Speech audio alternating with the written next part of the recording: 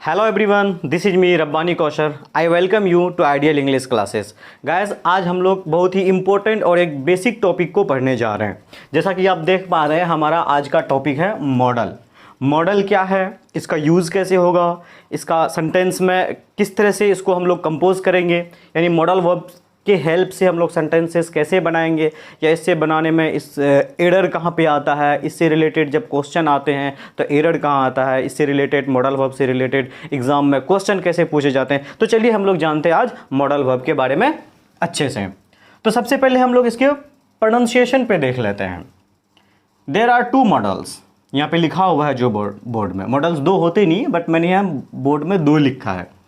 क्या क्या? MODAL, MODEL।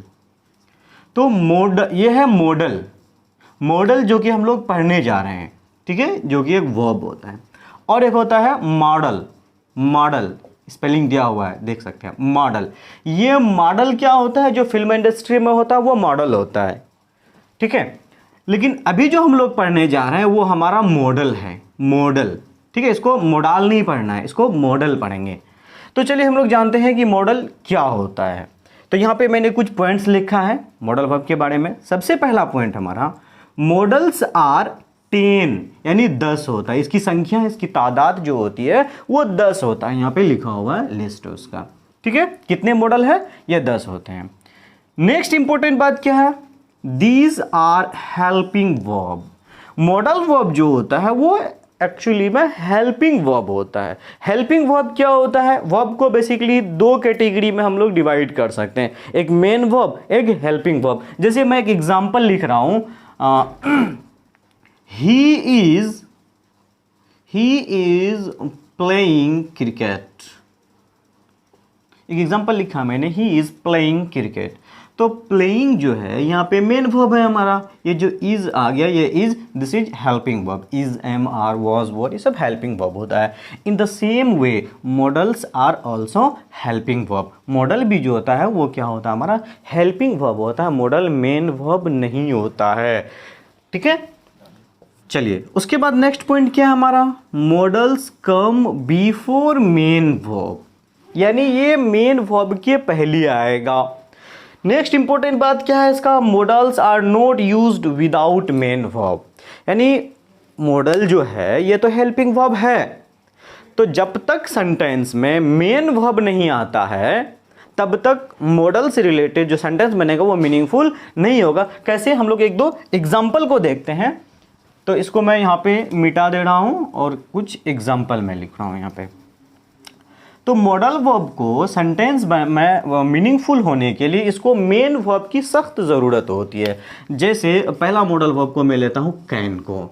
Can यानी हिंदी में अगर देखें तो इसको सकना के लिए यूज़ करते हैं। हिंदी में सकता है, सकती है, इसके लिए हम लोग कैन यूज़ करते हैं, ठीक है।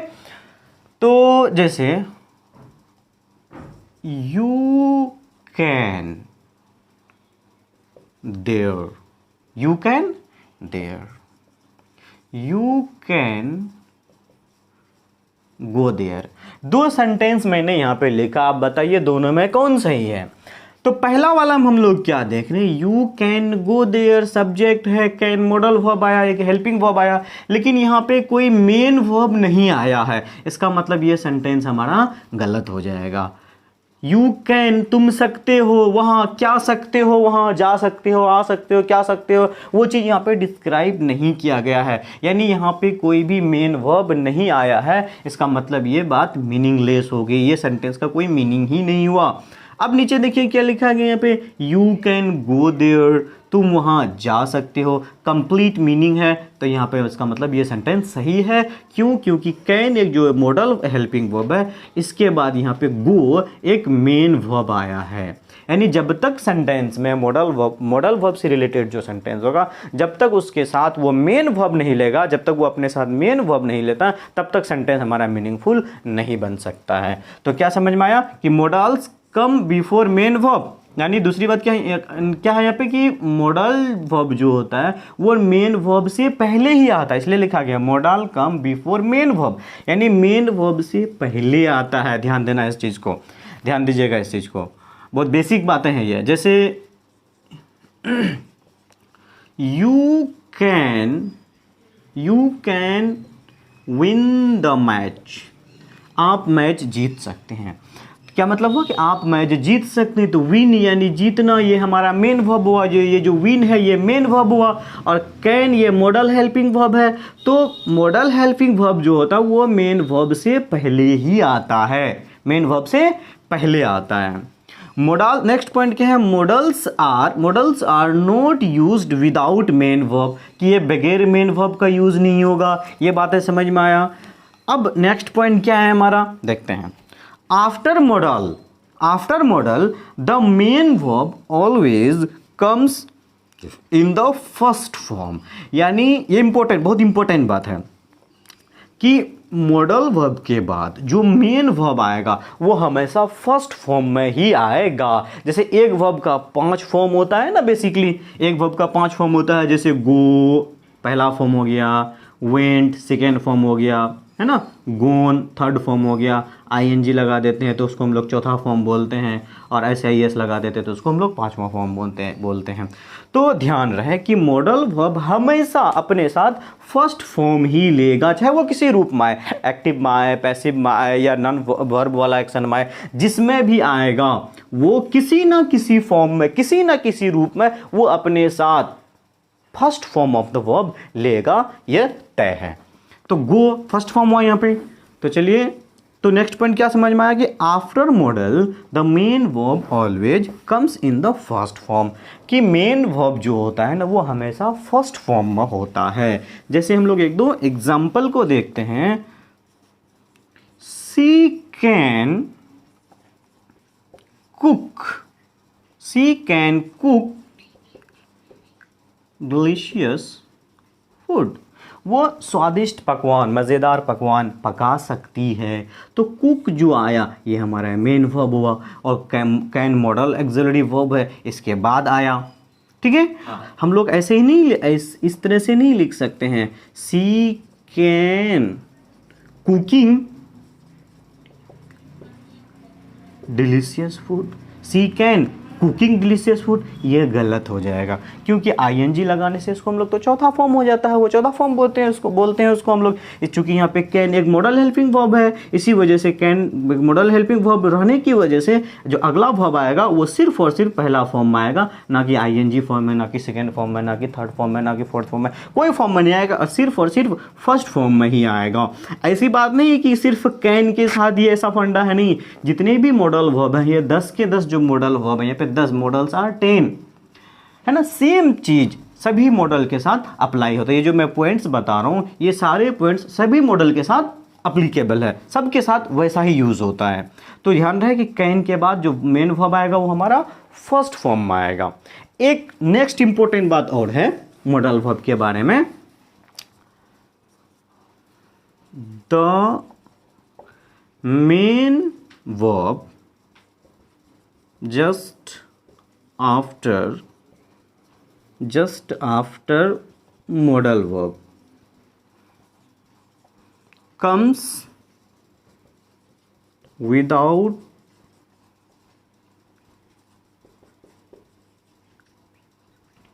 प्रीपोजिशन। क्या है कि जो हमारा मेन वर्ब है ना, the main verb just after modal verb, यानी मॉडल वर्ब के जस्ट बाद पहला वाला जो वर्ब होगा वो आएगा कैसे, विदाउट प्रीपोजिशन। वो अपने साथ प्रीपोजिशन भी नहीं लेगा, यानी मॉडल वर्ब के बाद जस्ट बाद जो पहला वर्ब होगा वो अपने साथ कोई प्रीपोजिशन नहीं लेगा। क्या मतलब हुआ इसका, हम लोग खुद एक दो एग्जाम्पल में समझते हैं। जैसे मोहन कैन प्ले फुटबॉल। क्या लिखा मैंने यहाँ पे कि मोहन कैन प्ले फुटबॉल। तो ये जो पहला फॉर्म है, वर्ब है हमारा प्ले, क्या है, फर्स्ट फॉर्म में आया, है ना, मॉडल वर्ब के जस्ट बाद में आया।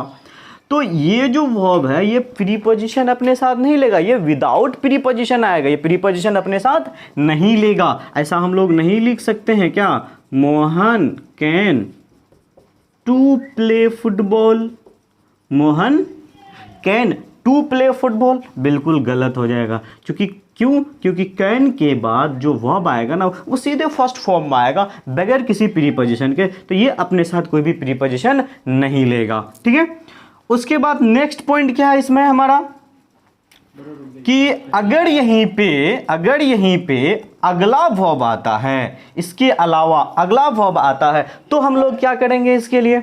अब यहाँ पे एक सवाल आता है, क्या इसके अलावा क्या एक सेंटेंस में क्या एक ही वर्ब आ सकता है? नहीं, 2-3 वर्ब आ सकता है। तो पहला वर्ब के अलावा जो वर्ब आएगा क्या वो भी बगैर प्रीपोजिशन क्या आएगा? नहीं, वो अपने साथ प्रीपोजिशन लेगा। जैसे कि एग्जांपल लिखता हूं मैं यहाँ पे कि सी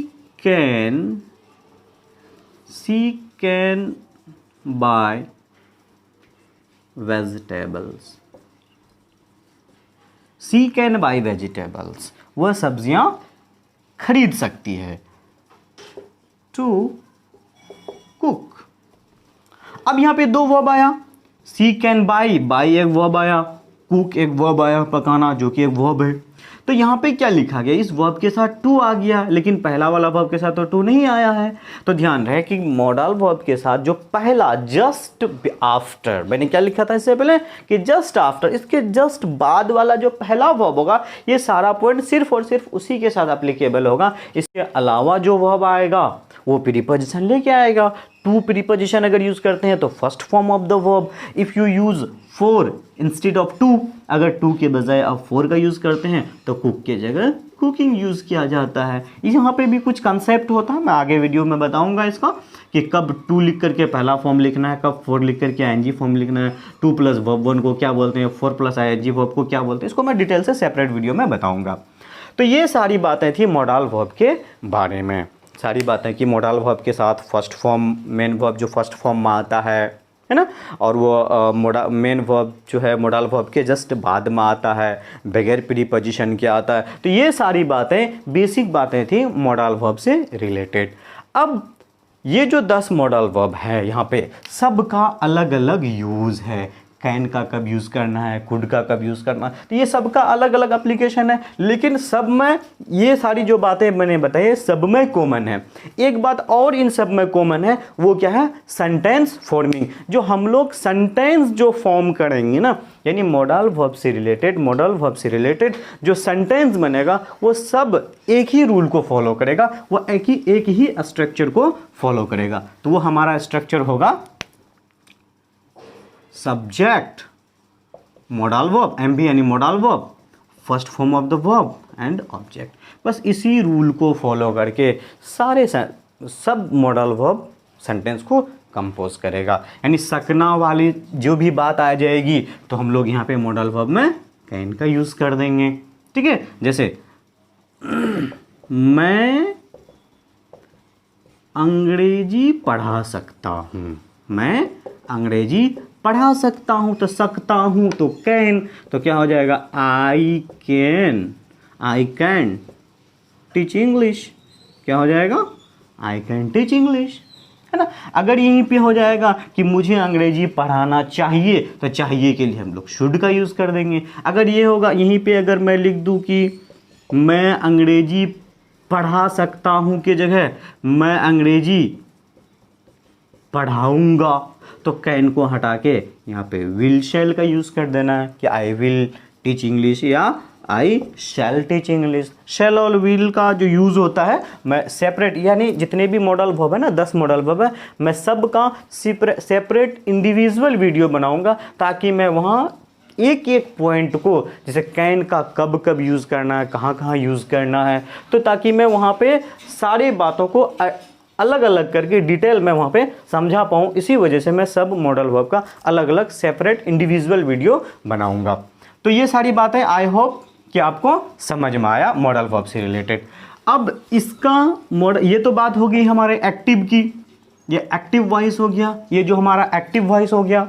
अब मॉडल वर्ब का जो पैसिव वॉइस बनेगा वो कैसे बनेगा, मैं जब पैसिव वॉइस बताऊंगा वहाँ पे मैं मॉडल वर्ब से भी रिलेटेड पैसिव वॉइस बता दूंगा। तो याद रहे, चाहे वो एक्टिव में रहे या पैसिव में रहे, ये सारी जो बातें बताया वो सबके साथ एप्लीकेबल होगा, हर जगह एप्लीकेबल होगा। वो फर्स्ट फॉर्म लेगा तो लेगा, वो प्रीपोजिशन नहीं लेगा तो नहीं लेगा। ये सारी बातें मॉडल वर्ब के लिए फिक्स है। तो ये 10 मॉडल वर्ब है, आप याद रखें। मैं इसके यहाँ पे हिंदी लिख देता हूँ। कैन यानी सकना के सेंस में यूज़ करते हैं, कुड यानी सका सकी के सेंस में यूज़ करते हैं, मे यानी शायद सकना इसके सेंस में यूज करते हैं, है ना। माइट माइट का जो यूज करते हैं शायद सका या सकी के लिए यूज़ करते हैं। शुड का जो यूज़ करते हैं वो चाहिए के सेंस में किया जाता है। मस्ट का जो यूज़ होता है वो ज़रूर चाहिए, है ना, तुम्हें ज़रूर घर जाना चाहिए, तुम्हें अवश्य घर जाना चाहिए। विल, शैल और वुड, यानी तीनों का जो यूज़ होता है वो गा गे गी, मैं जाऊंगा वो आएगा। हालांकि सबका अलग अलग यूज़ है, ठीक है। ऐसा नहीं कि विल गागे गी लिख दिए तो बस इतना ही लिमिटेड है, नहीं, इसका अलग अलग यूज़ है, इसका 4-5 तरह के यूज है। मैं इसको इंडिविजुअल वीडियो में बताऊंगा। एक होता है यहाँ पे ऑट टू, यानी ये भी चाहिए के सेंस में जाता है ना, हिंदी में इसके चाहिए के सेंस में या ज़रूर चाहिए के सेंस में इसका यूज़ हम लोग पढ़ेंगे। सिर्फ ऐसा नहीं कि हिंदी इतना सा लिख लिए तो बस हो गया, इतना समय नहीं, इसका यूज पढ़ना। वो तो हिंदी इसलिए मैंने लिखा था क्या हमें अपनी भाषा में इसको समझ में आए, है ना, अपनी भाषा में इसको समझ पाऊँ। तो मैं बहुत जल्द अलग अलग सेपरेट वीडियो यूज़, सबका यूज़ अलग अलग तरीके से मैं बताऊंगा। तो आई होप कि आपको मॉडल वर्ब से रिलेटेड जो बेसिक बातें थी वो समझ में आया। इतना तक वीडियो देखने के लिए थैंक यू।